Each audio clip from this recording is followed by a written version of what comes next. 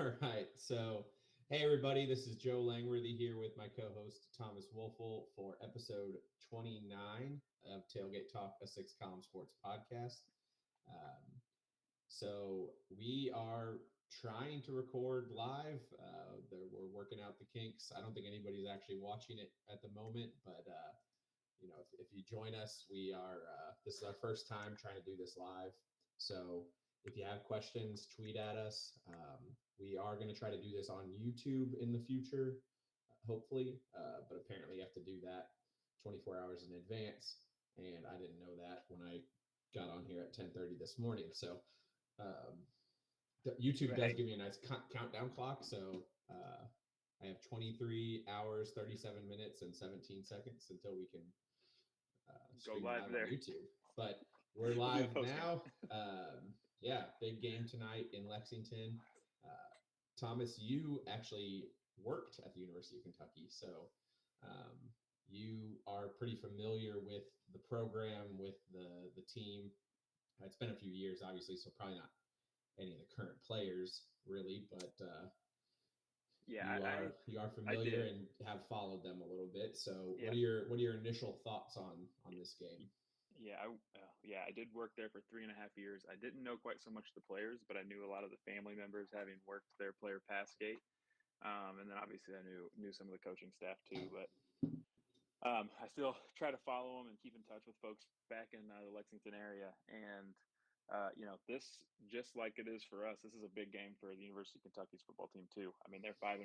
They came off, I think, what can only be considered an embarrassing loss against Georgia, just in the way they played.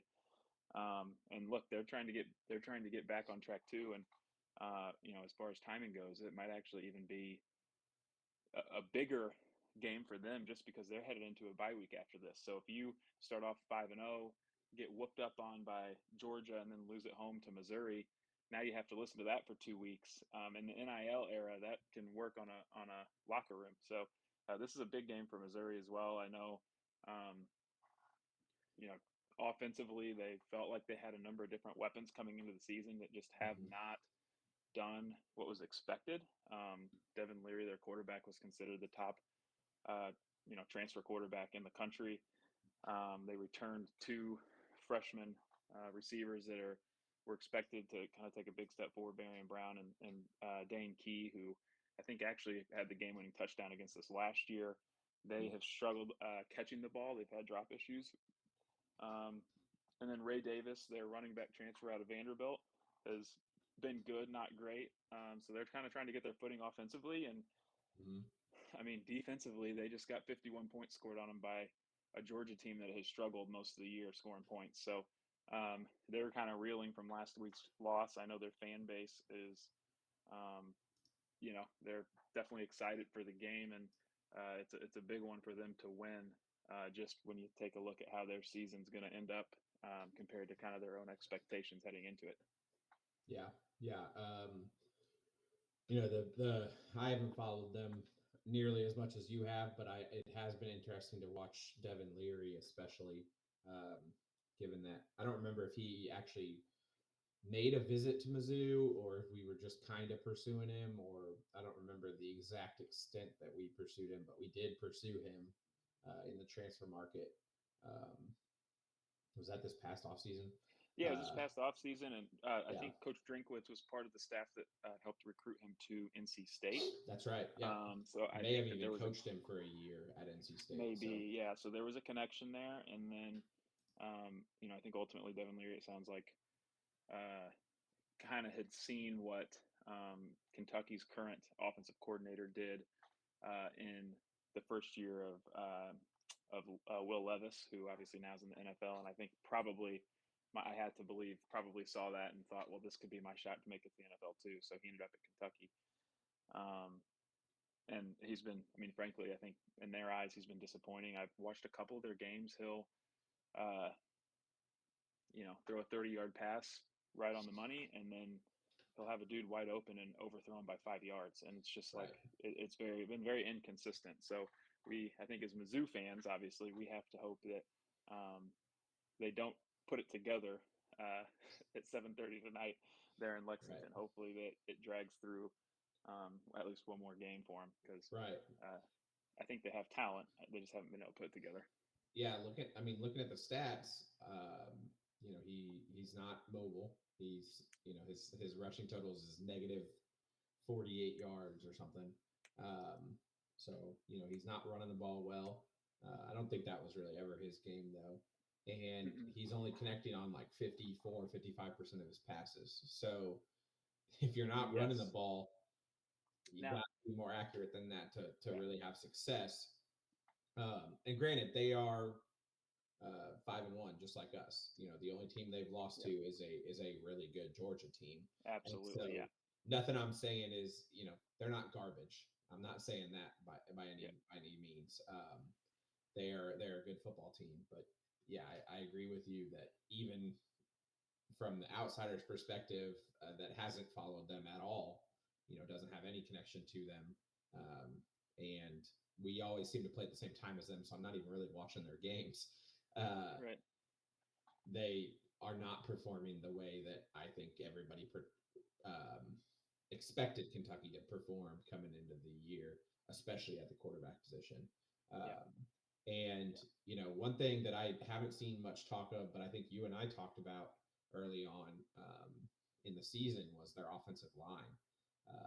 I think Kentucky has created this reputation, especially under Mark Stoops, that their offensive line is a strength of their team. That's what they do is they produce these powerful run blocking offensive lines that you know are really really good, mm-hmm. for lack of a better term. And yes, they have a really good running back, so obviously their rushing attack is nothing to sneeze at. But I do think that they, it seems like, have struggled on the offensive line, at least relative to past Kentucky teams. Do you agree with that? I think that's Yeah, yeah, they definitely have been. They're definitely their offensive line. They've had struggles, and they've had similar issues to us, Joe, in that pre-snap offensive line penalties. They had an offensive lineman jump on a dude's back last week, basically get a personal foul, 15. you can't do that. Can't do stuff like that. So they've definitely had issues. And one thing I do think that Devin Leary has done really well, and you'll probably see bits and pieces of it tonight, is he has not run the ball, right? But he's Mm-hmm. fairly elusive in the pocket. He's able to kind of sidestep, rushers that get past, kind of get through the offensive line, which gives him a little bit more time to get the ball out of his hands. So I think that's something we're going to have to be watching tonight, I guess, is, when we do get pressure on the quarterback, are we able to kind of finish the play? I know last week we didn't, and when we didn't, Jaden Daniels just took off running, and there was no stopping him. Yeah. I don't think, I mean, Devin Leary doesn't have that type of speed. Obviously, he's not going to beat you with his feet most of the time. But if we're not able to get him down and he gets another second or two, there are a couple receivers on the field that are going to be able to make us pay if they have the chance. So, and then you mentioned his completion percentage. I think also that team is at one point in time this year led the country in dropped passes. So it's just been like a But total. It's they been don't have Tyler Stevens, so that's no longer true. well, yeah, we might have passed them just with with 5 plays last week. I don't know, but Oh gosh. no, but yeah, you're exactly right. Their offensive line has struggled. They dominated. Their offensive line absolutely dominated Georgia, or not Georgia, but Florida. Florida. I mean, they ran all over Florida. I think he had 200 and something yards, and a lot of those he wasn't touched. So they are capable of being the old Kentucky that we've seen, Mm-hmm. but they also are capable of making big mistakes. So that's just going to be, we think about our defense last week, and um, this is going to be a game where they're going to have every opportunity possible against an offense that has been frankly, they've been mediocre this year, I would say. They're going to have every opportunity to make a play, turn the game in our direction, but they're also, if they don't do that, they could get beat pretty badly. So it's Yeah. going to be a very interesting. That's going to be a big part of the game, I think, and the outcome is going to be kind of how we handle the offensive line and whether or not we can punish them for the mistakes they make. Yeah. Exactly.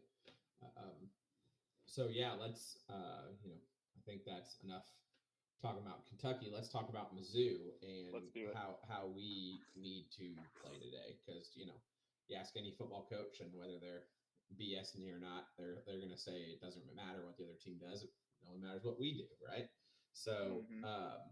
defensively, I think the biggest storyline is that Ennis is not playing, Yep. and so it looks like we're going to have to go to some combination of Marcus Clark or why am I blanking on names? Drayden Norwood, right? Drayden Norwood Yep.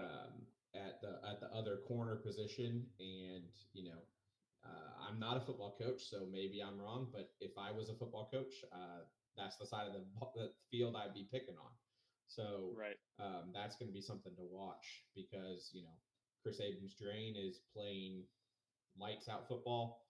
Ennis was playing lights out football, and so when one of those guys is out, it kind of opens up a whole half of the field, and you know, so I would look to see what's that's gonna mean, how Norwood and how Clark Yep. are gonna play. I think Clark has an interception.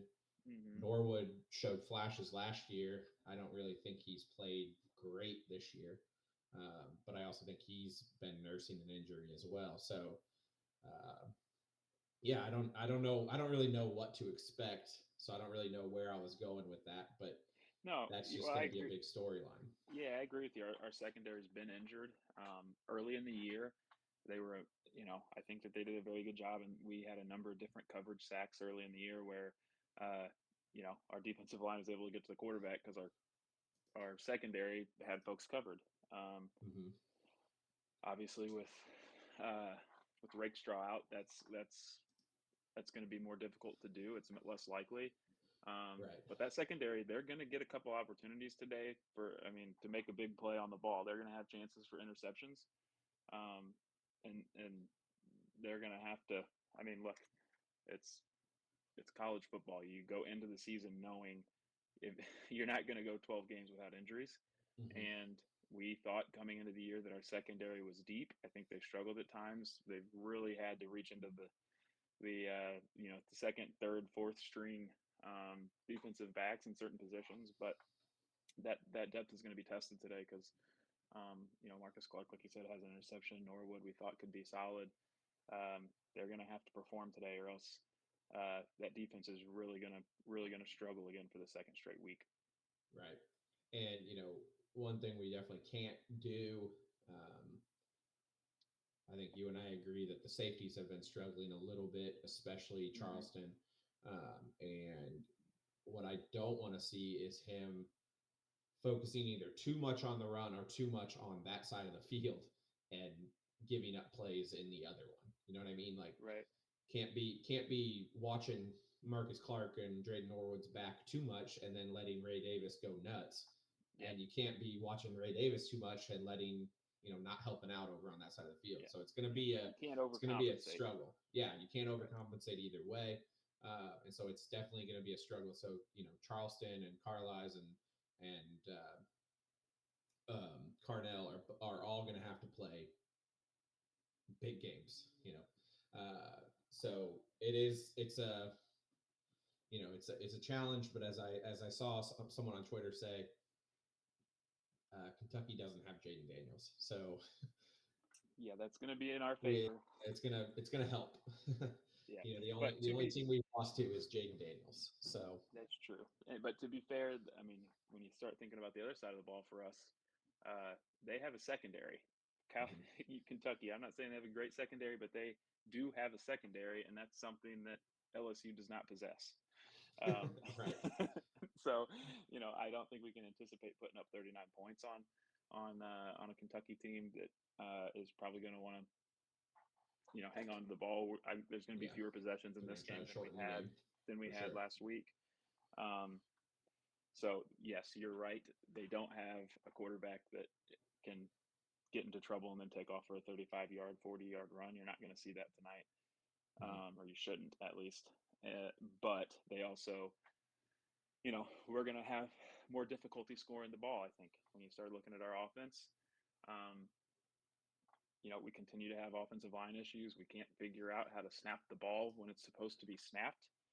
Um, and Kentucky in the middle of their defensive line, Deion Walker, he's like 6'5", 6'6", 350 pounds.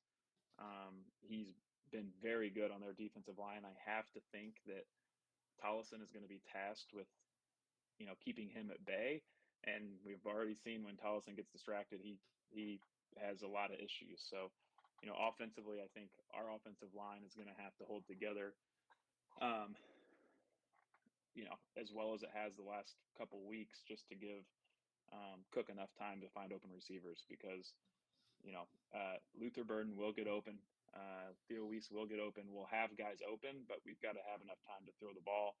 And then the other piece too, I think, is their run defense, I think, has been pretty solid. And a big part of our passing game is that we can fake a handoff, and there's at least the threat that we're going to be handing the ball off.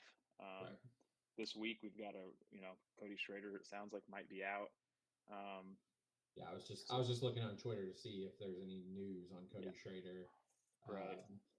I'm seeing conflicting reports. Some people saying he's probable, and then I guess Pat McAfee on game day, I didn't see it, but apparently he said Cody Schrader's out. Yes, that's what he's. I was watching that. I was watching that this morning. Yeah, I don't know where he's getting his information, but he said he's out. So I mean, in the event that he's out, Nathaniel Pete is going to have to pick up the slack, because if they aren't concerned with a run game, we can throw the ball, but we've only really been able to throw the ball with the threat that we might run it. And if we no longer have that threat, I think it's going to make things more difficult for us to move the ball up and down the field. Right. Yeah. So definitely something to watch again. Hate that it comes down to injuries like that, but I've been saying it this whole time, and I wish some other running backs had gotten carries, because if Cody Schrader is out, Pete can't be the only running back that plays.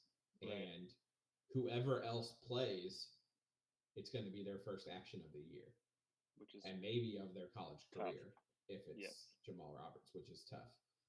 Especially like you said, Kentucky's run defense has not. I don't think they're all top 10, all Americans, they're very competitive. But they're good, and they're a solid run defensive team, and they've and that includes a game against Georgia.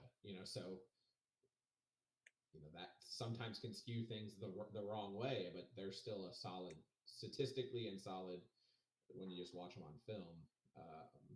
Good run defensive team, and so I don't want that to be Jamal Roberts' first carries or Tavares Jones's 8th carry or whatever in his college career. So gotta hope Cody Schrader can play. I think you and I were talking with our buddy Nate earlier this week about hopefully Brady's knee is better too, because maybe if he can start being a little more mobile, he can maybe start using his legs a little bit. If in the event Cody Schrader's not playing, we need to have some sort of run threat. Yep.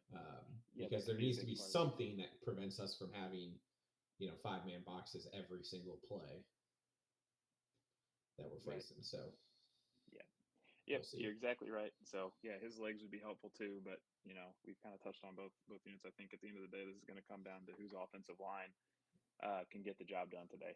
I mean, Luther Burden's going to be the best player on the field. Right. We got to be able to get him the ball. They've also got, like I said, I know Tavion Robinson and Barian Brown, and once they get the ball in their hands, they're very explosive also. So their offensive line has to hold up long enough to allow Kentucky to get the ball into their playmakers' hands. So, I think that our offensive line is good enough. We've seen them improve much improved over last year. They continue to kind of shoot themselves in the foot, especially at big times. And if we can get that cleaned up, I think we're going to be in good shape, and we're going to like where we're at the end of the game. But if we, continue to double hitch the snap on third and short. Well, if Kentucky gets away with clapping a bunch or whatever. Yeah, apparently that's disconcerting signals. Yeah. I don't know. Yeah, But that's the yeah, laundry I part agree of with you all those. completely. This offensive line has a lot of talent, and you just got to put it together. Yep. Um, and so, Yep. And then on the whole too, just real quick, you think about the season, we have to win one of the next two games. If we lose the next two games, then you're probably sitting at 5-4 going into your bye week, or sitting at 5-4 after having started 5-0. Um, yeah, Tonight and next Saturday can kind of swing the entirety of how we're going to view this season, yeah, one way or the other. If you win both, then you're going to probably get to the end of the year, feel extremely happy about where we're at. You win one of the two, I think we're going to feel okay and say, okay, we're heading in the right direction. If we lose both, then you start to get into questions after Georgia about whether or not we can finish the season whether we strong can, enough to yeah, feel good about where the program's headed. So yeah. hopefully I we mean, get a big victory tonight. yeah, the good news is that, um, you know, I think historically, Drake's teams and even some of Odom's teams. So the Mizzou program recently has been a second half team, and you know it's just been a long time since we've had a first half like we did. Right. So if we can It's the keep second building half of the on that, season. and it is Yep. this is the start of the second half of the season, and Drink's had a couple seasons already where the second half was significantly better than the first half. How much better can you get than 5-1? Right. I mean, are we And looking and at to be fair, we did not start off this well the last couple of years. So right, improvement, of course, is always relative. But right, yeah, I mean, if you can finish the back half of the season with another 4 or 5 wins, then uh, you right? know, then we can get excited. But it all starts tonight, and uh, we'll see what we can do. Yep. So I think that's about all we have. Thomas, where are you watching the game at tonight? I got some buddies in town from St. Louis. We're going to be headed to Max, which is an Irish sports bar in downtown Charleston. Um, I'm going to guess there's probably going to be a couple brews involved, and we'll be. You got Mizzou stuff for him to wear? Actually, they brought some Mizzou stuff. My buddy Tyler brought his stuff. There you Of go. course, I'll have my Mizzou stuff on. Turn I it think into a Mizzou bar.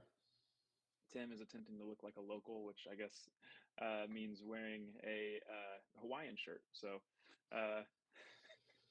Your friends in there their you have Hawaiian shirts. That's a it. oh my goodness. No, but it's going to be a lot of Everywhere fun. we went on your bachelor party, you and I were the only people not wearing Hawaiian shirts in our group. Yeah, and my brother Yeah, as well. But they yep, they they all got together and bought Hawaiian shirts and didn't tell the three of us. Whatever. But yeah, turn that place into a Mizzou bar. I'm gonna be yep, doing a pork roast and watching it by myself because I'm nervous. So yeah, yeah, yeah. Well, depending on how the game goes, I might not be able to watch it because I right, don't want to get myself in or trouble you'll just have to downtown. drink way too much. But Yeah, all that's right, well exactly right. that's all we have, guys. Like I said, hopefully I can get this recorded and posted as an actual podcast. Guess we'll see. Otherwise, it'll just live on and as a Twitter live video. So I don't know if anybody ever joined. I'm not technologically sound enough to know how to find that out, but uh, We'll well, it's figure it been out one way or the other. we'll figure it out eventually. And like I said, we're gonna try to get this going on YouTube at some point, and we'll stream them there, and we'll also plan it a little better so that we can actually tell you guys when things are going live. But that's all for us. Thanks for listening, and MIZ. ZOU.